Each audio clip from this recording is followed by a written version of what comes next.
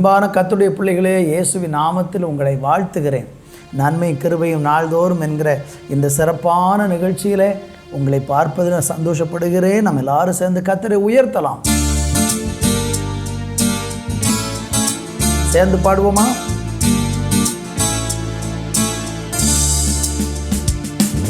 என் இதயத்தின் காயத்தை ஆற்றிடும் எந்தன் இயேசுவே,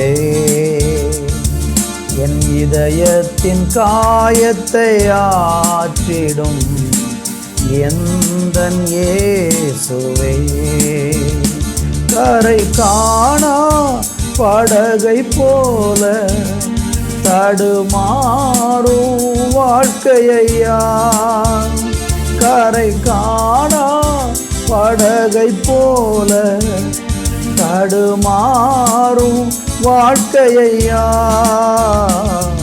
என் இதயத்தின் காயத்தை ஆற்றிடும் எந்தன் இயேசையா,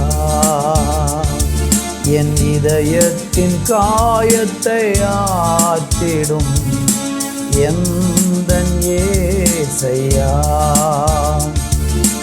யோவானைப் போல மார்பிலே இளைப்பாற வேண்டுமையா,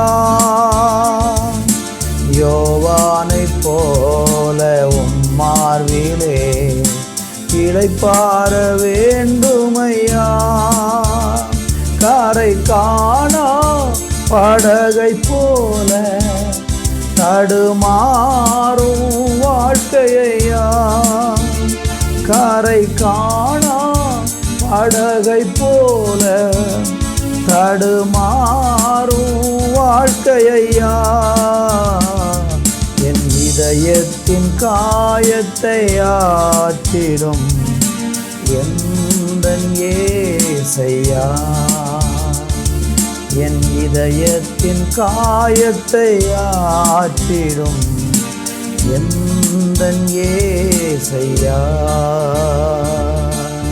இதயத்தில் காயத்தோடு கூட உள்ளத்தில் துக்கத்தை சுமந்து கொண்டு வேதனையும் பாரமும் அனுபவிக்கிற பிள்ளைகள் ஒவ்வொருவருக்காக நான் கர்த்தரை நோக்கி பார்க்கிறேன். அப்பா, இந்த வேளையிலே ஒவ்வொருவருடைய பாரங்களையும் கவலைகளையும் துக்கங்களையும் என் தேவன் சந்தோஷமாய் மாற்றி கனப்படுத்தி ஆசீர்வதிப்பீராக என்று நான் ஜெபிக்கிறேன். அப்படி செய்கிறதற்காய் நன்றி. இயேசுவின் நாமத்தில் பிதாவே, ஆமேன், ஆமேன்.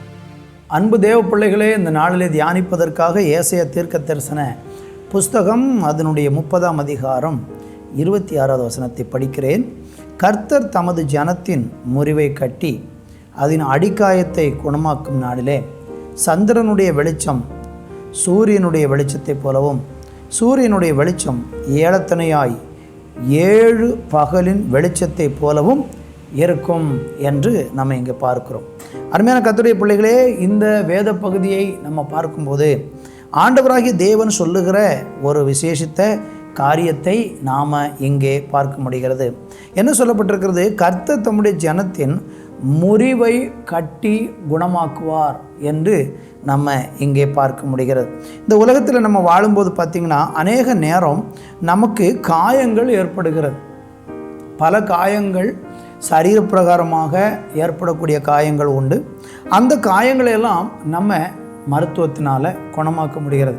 ஆனால் இருதயத்தில் உண்டாகக்கூடிய அந்த காயம் இருக்குது பாருங்கள், அந்த காயத்தை குணமாக்குவதற்கு உலகத்தில் எங்கேயும் ஒரு இடத்துலையும் நீங்கள் மருந்து மாத்திரை பார்க்க முடியாது.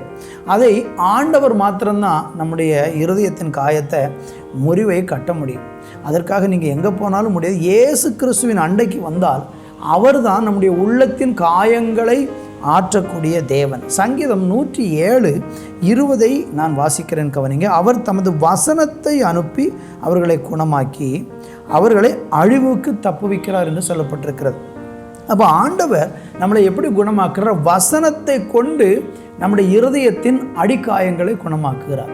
இன்றைக்கி நீங்கள் உங்கள் இருதயத்தில் பெரிய காயத்தோடு யாரோ பேசின காரியங்கள், யாரோ உங்களை ஏமாற்றின விஷயங்கள், யாரோ உங்களுக்கு விரோதமாய் செய்யக்கூடிய சில செயல்கள் மூலம் உங்கள் இருதயம் உடைஞ்சு போய் இன்றைக்கி நொறுக்கப்பட்ட ஒரு நிலையில் இந்த வார்த்தையை நீங்கள் கேட்டுக்கொண்டிருக்கீங்கன்னா, கர்த்தருடைய வார்த்தையை கொண்டு ஆண்டவர் உங்களுடைய அடிக்காயத்தை குணமாக்கி உங்களை சுகமாக்க முடியும்.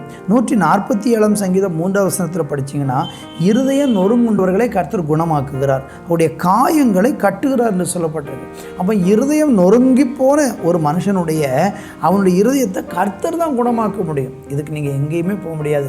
ஒரே ஒரு இடம், நம்முடைய இருதயத்தின் காயங்கள் ஆற்றப்படுகிற இடம், அது ஆண்டவருடைய சமூகம் மட்டுமே என்பதை நீங்கள் இந்த நாட்களிலே தெளிவாக தெரிந்து கொள்ளுங்கள். கர்த்தருக்கு மகிமை உண்டாகட்டும். எரேமியா 33:6 சொல்கிறது, இதோ நான் அவர்களுக்கு சௌக்கியமும் ஆரோக்கியமும் வரப்பண்ணி அவர்களை குணமாக்கி அவர்களுக்கு பூரண சமாதானத்தையும் சத்தியத்தையும் வெளிப்படுத்துவேன். அப்போ ஆண்டவர் நம்மளை குணமாக்குறது மாத்திரமல்ல, என்ன செய்கிறாராம் பாருங்க, பூரண சமாதானத்தையும் கொடுக்கிறார்.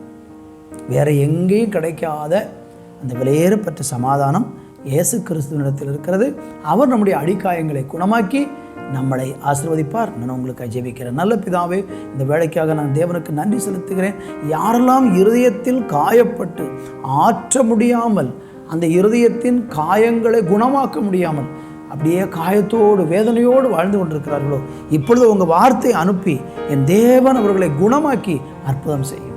இயேசுவின் நாமத்தில் பிதாவே, ஆமென், ஆமென்.